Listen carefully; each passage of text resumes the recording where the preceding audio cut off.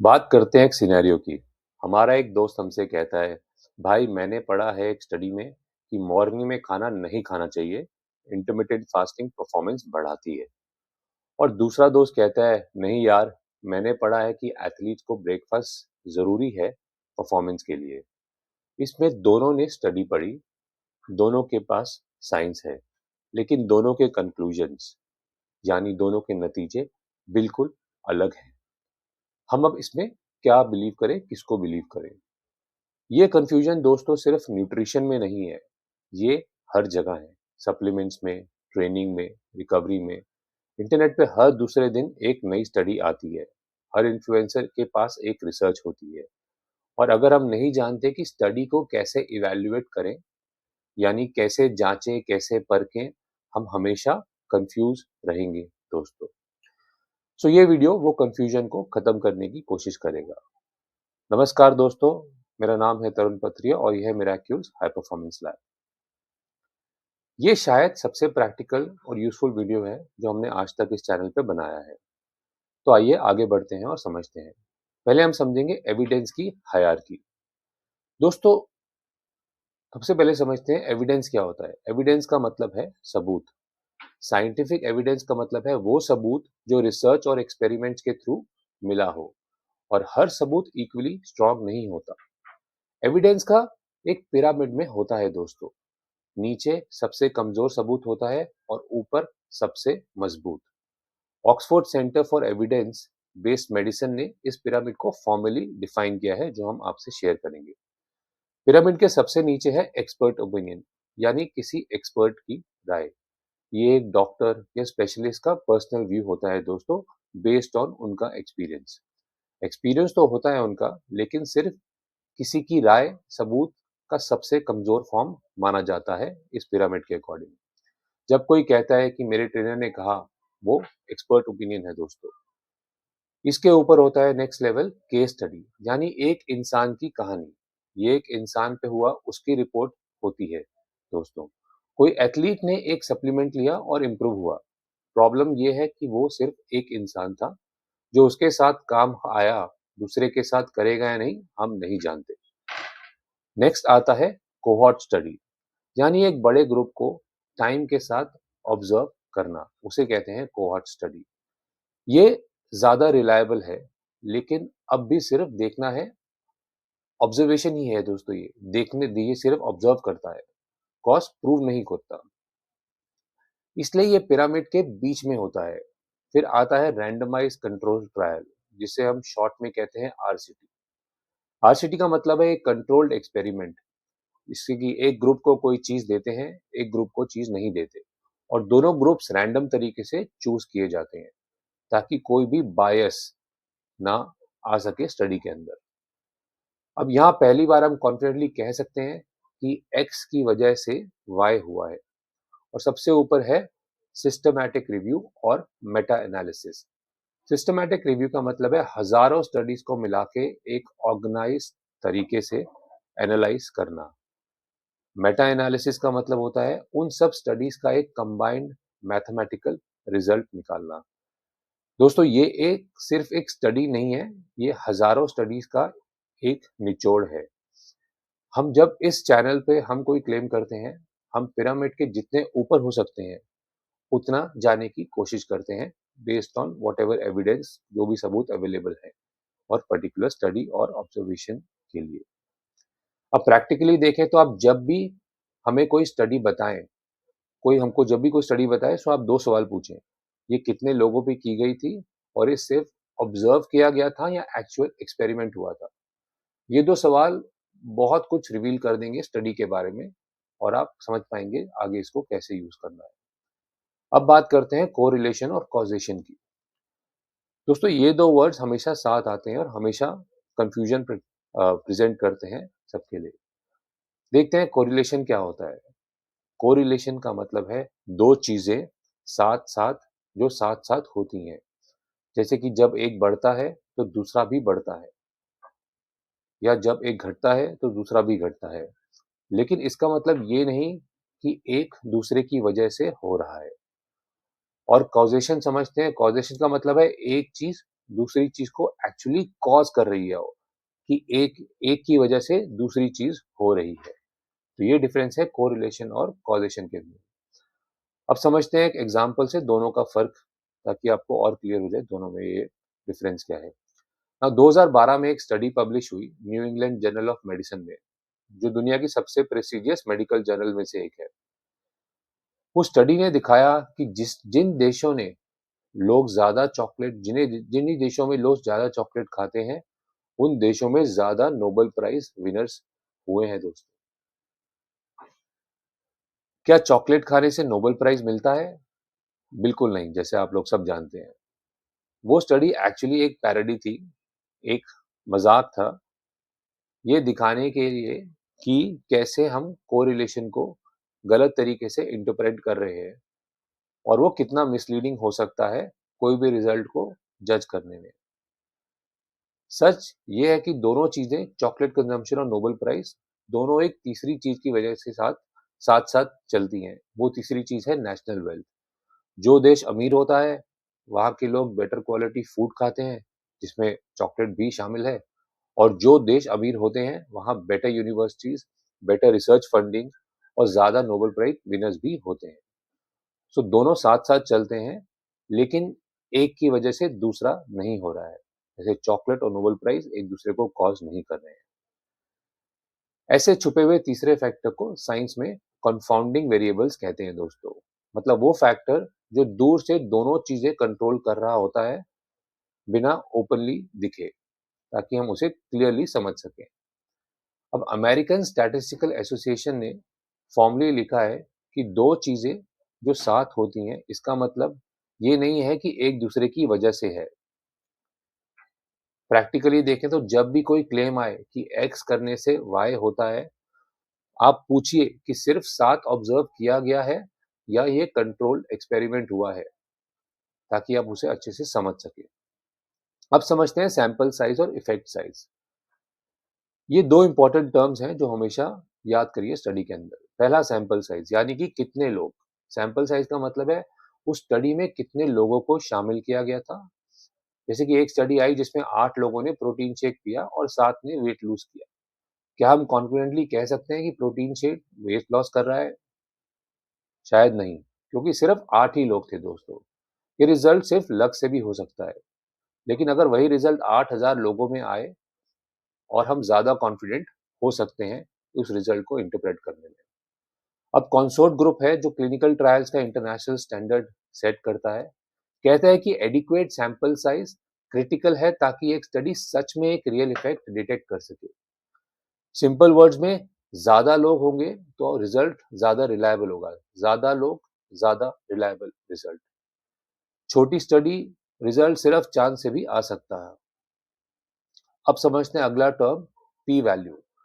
P value का मतलब होता है जो ये बताता है कि ये रिजल्ट सिर्फ लक से आने की कितनी प्रोबेबिलिटी है, यानी कितनी संभावना है कि ये लक है और एक्चुअली रिजल्ट नहीं है। अमेरिकन स्टैटिस्टिकल इंस्टीट्यूशन कहता एसोसिएशन कहता है कि पी वैल्यू 0.05 से कम होना मतलब 5% से भी कम चांस है कि ये रिजल्ट प्योर लक या किस्मत से आया होगा। इसलिए हम कहते हैं रिजल्ट स्टैटिस्टिकली सिग्निफिकेंट है। स्टैटिस्टिकली सिग्निफिकेंट मतलब है कि ये रिजल्ट कितना क्लियर है और कितना इसको आप ट्रस्ट कर सकते हैं इस रिजल्ट को। हम कह सकते हैं कि ये सिर्फ कॉन्फिडेंस नहीं है, सॉरी, ये सिर्फ कोइंसिडेंस नहीं है। लेकिन यहाँ एक बहुत इंपॉर्टेंट बात है दोस्तों, स्टैटिस्टिकली सिग्निफिकेंट होना अलग चीज है और प्रैक्टिकली यानी असली जिंदगी में इम्पॉर्टेंट होना एक अलग चीज है। आइए एक और एग्जांपल देखते हैं। एक स्टडी प्रूव करती है कि एक सप्लीमेंट से रनिंग स्पीड 0.1% इंप्रूव होती है और रिजल्ट स्टैटिस्टिकली सिग्निफिकेंट भी है, मानिए। अब 0.1% इंप्रूवमेंट मतलब 1 किलोमीटर रेस में ये सिर्फ 6 सेकंड का फर्क है। अब रियल वर्ल्ड में ऑलमोस्ट कोई फर्क नहीं पड़ता इतनी इंप्रूवमेंट से। तो इसलिए हम सिर्फ पी वैल्यू नहीं देखते, हम देखते हैं इफेक्ट साइज। इफेक्ट साइज का मतलब है एक्चुअल में इंप्रूवमेंट कितनी है।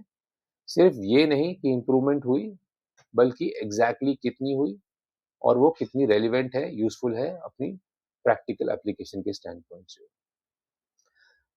प्रैक्टिकली देखें तो सिर्फ स्टैटिस्टिकली सिग्निफिकेंट मत देखो, पूछो कि एक्चुअल इंप्रूवमेंट कितनी थी। इफेक्ट साइज वो नंबर है पी वैल्यू से ज्यादा इंपॉर्टेंट होता है जो। अब समझते हैं next concept, peer review, funding bias और जर्नल्स के बारे में। सर ये टर्म आपने बहुत सुना होगा, काफी इन्फ्लुएंसर्स यूज करते हैं स्टडीज को बताने में, पीयर रिव्यू। पीयर रिव्यू का मतलब है किसी के काम को उनके जैसे एक्सपर्ट्स द्वारा जांचना। साइंटिफिक वर्ड में जब कोई साइंटिस्ट अपनी रिसर्च पब्लिश करना चाहता है तो पहले दूसरे इंडिपेंडेंट साइंटिस्ट, यानी वो लोग उस रिसर्च से पर्सनल फायदा नहीं रखते दोस्तों, वो रिसर्च वो इंडिपेंडेंटली वो जज करते हैं, पीयर रिव्यू देते हैं। वो पूरी रिसर्च को अंदर से चेक करते हैं, वो देखते हैं कि काम सही तरीके से किया गया है या नहीं, कैलकुलेशन और लॉजिक सही है या नहीं, और कंक्लूजन्स डेटा से मैच करते हैं या नहीं। सिर्फ तभी जब वो सेटिस्फाइड हो जाते हैं वो रिसर्च पब्लिश होती है। पीयर रिव्यू एक क्वालिटी फिल्टर की तरह है दोस्तों। तो इस चैनल पर जब भी हम कोई साइंस का सोर्स साइट करते हैं या करते रहेंगे, वो मोस्टली पीयर रिव्यूड होता है। मतलब सिर्फ एक इंसान का नहीं, बाकी इंडिपेंडेंटली चेक करके साइंस से पीयर रिव्यूड स्टडीज हैं। अब एक और चीज जो जरूर चेक करनी चाहिए वो है फंडिंग बायस, यानी पैसा कहाँ से आया। फंडिंग का मतलब है रिसर्च करने के लिए पैसा किसने दिया और कहाँ से आया। जैसे कि पीलॉस मेडिसन ने एक बड़ी रिव्यू में दिखाया, जो स्टडीज फूड और बेवरेज इंडस्ट्री ने फंड की थी, यानी जिन्हें कंपनीज ने पैसे दिए थे, वो सिग्निफिकेंटली ज्यादा चांसेस में उसी कंपनी के प्रोडक्ट के फेवर में रिजल्ट रिपोर्ट करती थी। सिंपल वर्ड में मतलब है, अगर एक सप्लीमेंट कंपनी खुद अपने सप्लीमेंट की स्टडी को फंड करे और रिजल्ट आए कि उनका प्रोडक्ट बेस्ट है, तो उस स्टडी को थोड़ा शक की नज़र से देखना चाहिए और उसके इंडिपेंडेंट वेरिफिकेशन करना चाहिए। ये स्टडीज हमेशा गलत नहीं होती दोस्तों, लेकिन कॉन्फ्लिक्ट ऑफ इंटरेस्ट डेफिनेटली होता है, यानी दोनों तरफ से फायदा होने की सिचुएशन होती है, उसे कहते हैं कॉन्फ्लिक्ट ऑफ इंटरेस्ट, और वो रिजल्ट्स को इफेक्ट एंड इन्फ्लुएंस कर सकता है। अब समझते हैं लास्ट कॉन्सेप्ट इस वीडियो का, प्रेडिटरी जर्नल्स। जर्नल्स का मतलब है वो साइंटिफिक मैगजीन जहां रिसर्चर्स अपनी स्टडीज पब्लिश करते हैं। प्रेडिटरी जर्नल का मतलब है ना कि नकली जर्नल दोस्तों, सिंपल वर्ड्स में। ये वो पब्लिकेशन है जो लेजिटिमेट यानी असली साइंटिफिक जर्नल्स होने का दिखावा करती है, लेकिन कोई प्रॉपर पीयर रिव्यू नहीं करती। कोई भी पेपर में इनमें जो पब्लिश हो सकता है अगर ऑथर उसे पैसे दे। कोई क्वालिटी चेक नहीं, कोई वेरिफिकेशन नहीं इंडिपेंडेंटली, और यही पेपर सोशल मीडिया पे रिसर्च प्रूफ्स के साथ साथ साथ शेयर भी होते हैं। प्रैक्टिकली देखें तो अगर आपको कोई भी स्टडी साइट हो, कोई भी स्टडी के अक्रॉस आए आप, तो जर्नल का नाम जरूर चेक करो। सबसे रिलायबल तरीका है, एक वेबसाइट है think check summit dot O R G पे जाओ। ये एक इंटरनेशनली रिकॉग्नाइज फ्री टूल है जो चेक करता है कि कोई जर्नल लेजिटिमेट है या नहीं। तो एक सिंपल चेकलिस्ट देता है, कोई भी यूज कर सकता है। अब बन गया ये सब कुछ समझ के हमारा टूल किट। दोस्तों इस चैनल का एक कोर प्रॉमिस है, हम सिर्फ वो क्लेम्स करेंगे जो एविडेंस हायरार्की में मजबूत जगह पे हैं। हम सोर्स बताएंगे हर चीज के लिए, हम स्टडी का टाइप एक्सप्लेन करेंगे, और हम लिमिटेशन यानी कमियां या बाउंड्रीज भी बताएंगे जहां पे रेलिवेंट है। क्योंकि ये चैनल आपसे best study, latest study share करना चाहता है, साइंस बेस्ड, ताकि आप समझ सके कि उसको आप यूज कर सकें अपनी day to day performance improvement के अंदर। तो आइए देखें अब हमारे पास क्या है। हमारे पास एक पूरा टूल किट है। जब भी कोई स्पोर्ट्स साइंस को क्लेम करे, ऑनलाइन ऑफलाइन या इस चैनल पे भी, तो ये 4 सवाल जरूर पूछें। सवाल नंबर 1, एविडेंस पिरामिड पे ये कहाँ पे है। जैसे एक स्टेट स्टेट केस स्टडी है या एक आरसीटी है या मेटा एनालिसिस है। सवाल नंबर 2, ये कोरिलेशन है या कॉजेशन है, सिर्फ साथ साथ देखा गया है या एक्चुअल एक्सपेरिमेंट हुआ है, सिर्फ ऑब्जर्वेशन है कि एक्सपेरिमेंट है। सवाल नंबर 3, सैंपल साइज और इफेक्ट साइज क्या है, जिसका मतलब है कितने लोग थे और एक्चुअल इंप्रूवमेंट एग्जैक्टली कितना हुआ। और चौथा सवाल, ये स्टडी किसने फंड की, कोई ऑब्वियस फाइनेंशियल इंटरेस्ट था। अब ये 4 सवाल हमारे क्रिटिकल थिंकिंग के आर्मर हैं दोस्तों। क्रिटिकल थिंकिंग का मतलब है हर चीज को ब्लाइंडली एक्सेप्ट नहीं करना, बल्कि सवाल पूछ के, सोच के परख के ही एक्सेप्ट करना। आइए अब पूरा इसको समराइज करते हैं ताकि आपको याद रहे हमने क्या क्या सीखा आज। तो पहली बात, एविडेंस का पिरामिड। एविडेंस एक पिरामिड में होता है। मेटा एनालिसिस और सिस्टमिक रिव्यू सबसे मजबूत टाइप ऑफ एविडेंस है। एक्सपर्ट ओपिनियन इस एविडेंस पिरामिड के सबसे नीचे से शुरू होता है। सोर्स का टाइप कंटेंट से ज्यादा मैटर करता है। सेकंड बात, कोरिलेशन और कॉजेशन अलग है दोस्तों। कोरिलेशन का मतलब है दो चीजें साथ साथ होती हैं।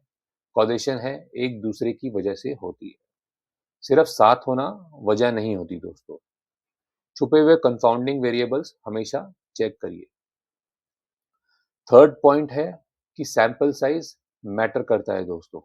ज्यादा लोग मतलब ज्यादा रिलायबिलिटी उस स्टडी और उस रिजल्ट की। और इफेक्ट साइज एक्चुअल इंप्रूवमेंट कितनी थी, पी वैल्यू से ज्यादा इंपॉर्टेंट है ये कॉन्सेप्ट इफेक्ट साइज का। फोर्थ पॉइंट है, पीयर रिव्यू एक क्वालिटी फिल्टर है। फंडिंग बायस रियल है दोस्तों, और प्रेडेटरी जर्नल भी एग्जिस्ट करते हैं। लास्ट में थिंक चेक समिट यूज करो, thinkchecksummit.org। वो आपको बताएगा कौन से जर्नल्स रियल है कौन से जर्नल्स नहीं है। तो ये समझना बहुत ही इंपॉर्टेंट है ताकि आप बाकी वीडियोस में जो भी स्टडी हो उसको समझ सकें, उस पर रिसर्च कर सकें और उसको एनालाइज कर सकें, और हम एजुकेटेड कंज्यूमर्स साइंस के बन सके और उसको यूज कर सकें जो रिजल्ट हमारे रेलिवेंट हैं। दोस्तों लास्ट में एक और पॉइंट, इस वीडियो में शेयर की गई इंफॉर्मेशन एजुकेशनल पर्पस के लिए है। ये कोई मेडिकल डायग्नोसिस या ट्रीटमेंट की जगह नहीं ले सकता। किसी भी हेल्थ या परफॉर्मेंस डिसीजन के लिए प्लीज क्वालिफाइड प्रोफेशनल से मिलिए। और अगर आपके पास कोई स्टडी या क्लेम है जिसके बारे में हम श्योर नहीं है, आप श्योर नहीं है, तो प्लीज कमेंट्स में शेयर करिए, हम उसे मिल के इवेल्युएट करेंगे। तो दोस्तों अगर आपको ये वीडियो अच्छा लगा तो शेयर करिए। हमारे और वीडियोस हैं, बॉडी का ब्लूप्रिंट, एनाटॉमी, ब्रेन का मैप, मोटर कंट्रोल, उनको देखिए नेक्स्ट। और वीडियो को शेयर करिए और चैनल को सब्सक्राइब करिए।